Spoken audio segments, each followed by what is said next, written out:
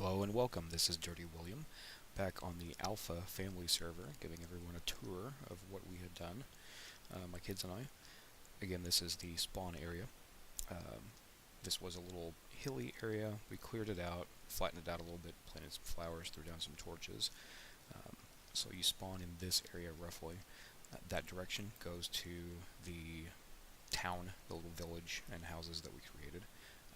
I managed to catch a zombie villager and turn him using a potion, golden apple, and all that stuff. The idea was that I kind of wanted to create a little village, an actual village with villagers here, and eventually have an iron farm and have a bunch of guys to trade with. I never really got around to that. We stopped playing on this server and started another server. So first, I think I will show off, before we go into the main town that direction, head around this way. I can actually fly there since I'm in creative. Take this little broken path up this way to a small cow farm and wheat farm. Wheat obviously to feed the cows, good source of leather and meat and all that good stuff.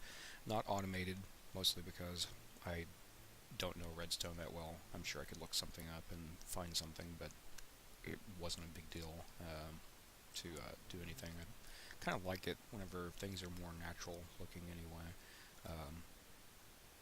That being said, this game is made of blocks and it doesn't really look natural at all. Down this way, this is something my son and I worked on. It's just a hole that goes all the way down to pretty much bedrock. Apparently there are slimes spawning, that's cool. We just dug this out, no purpose to it, just decided, hey, let's make a big hole in the ground, and that's what we did. I think at the time I'd been watching a lot of videos, feed the beast type of things, and using the quarries and whatnot, and they looked really cool. I wish something like that was in Minecraft, but then again, that does take some of the fun away of the mining aspect.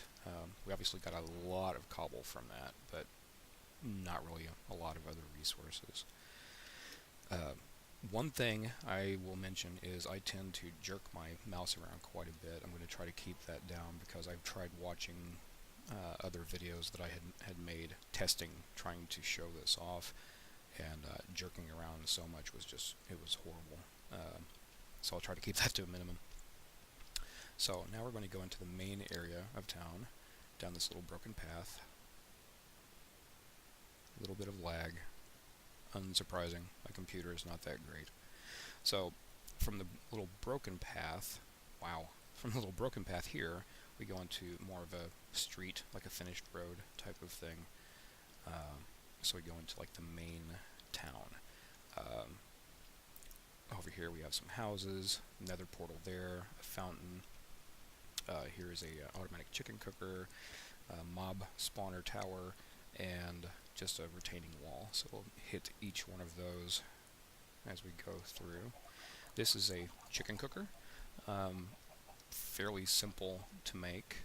It's supposed to be a 3x3. I kind of put some other things on it just to make it look slightly better. And so I wouldn't fall into the lava because I had done that before. Basically, what this does is the chickens here in this cauldron will lay eggs. They will fall down here into a hopper. The comparator will read that and say, okay, we need to send a pulse. So it sends a pulse around the back and around here and into this dispenser. The dispenser will fire out the egg into the center cauldron, and once those baby chickens grow up, they will hit a lava blade, basically die, and their drops will fall in here. So we have cooked chicken, and we also have a lot of feathers. If I can remember, I will put a link in the description where I found this build, because it was very easy. Now this is on 1.7.4. I'm not sure if it changed in 1.8 or not. We have the 1.8 world server that we have been playing on has had some problems with it, so I'm wondering if maybe something was fixed or something was changed, so this may not be usable for 1.8, but for this server it works perfectly fine. I had already tried looking up the link to put in the description for this melon farm, and it's just it's a very basic farm. You can kind of see inside. Basically, the melon grows, sends out a tick, and the melon gets chopped off and drops into a hopper or hoppers and goes into the chest. So kind of decorated up a little bit with some more melons that we put together. What should we do next? I think we'll go around this way. This is just a little water feature that I made. I like water features in Minecraft. It's not terrific or big, but it's something. It's a thing. Wow, I'm getting a lot of lag. Down here, this is the first mine that we made. It's just a branch mine.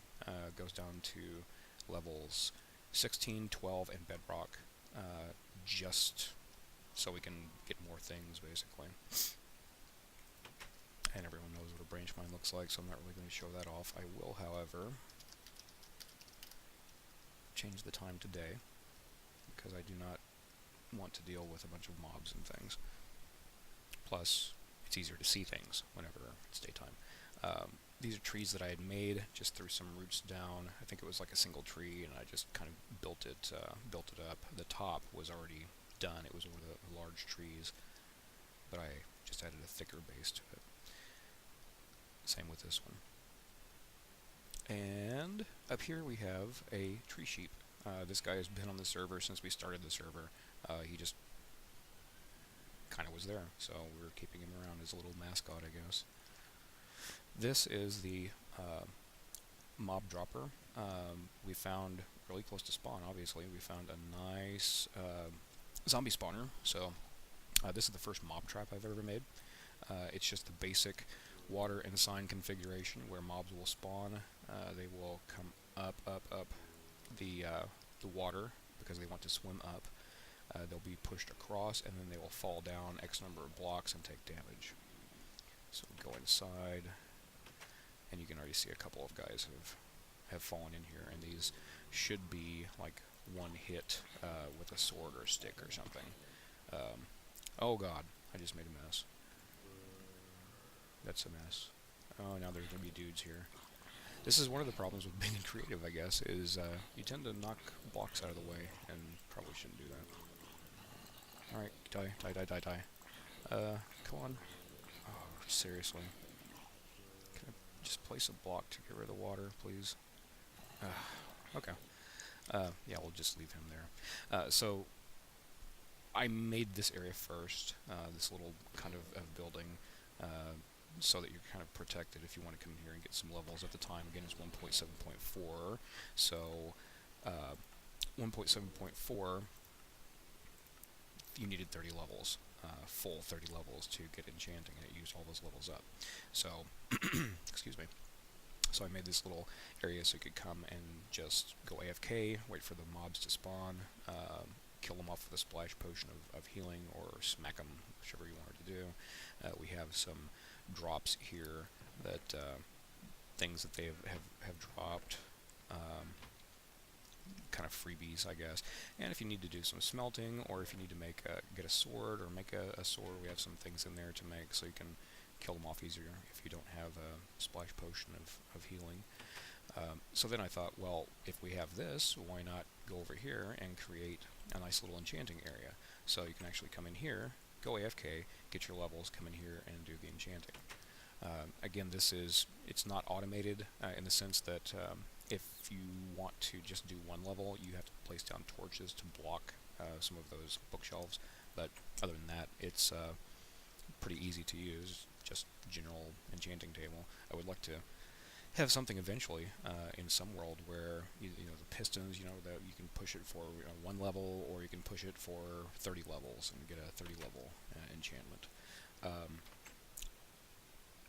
This I made, this was just all flat land, but I made a little lake out here so you can go fishing. So I have a fishing rod, some things that I caught. That way, if you don't just feel like standing there going AFK, you can go AFK out here and do some fishing while the mobs spawn. And there's a bunch of them. Okay, that's going to do it for this episode.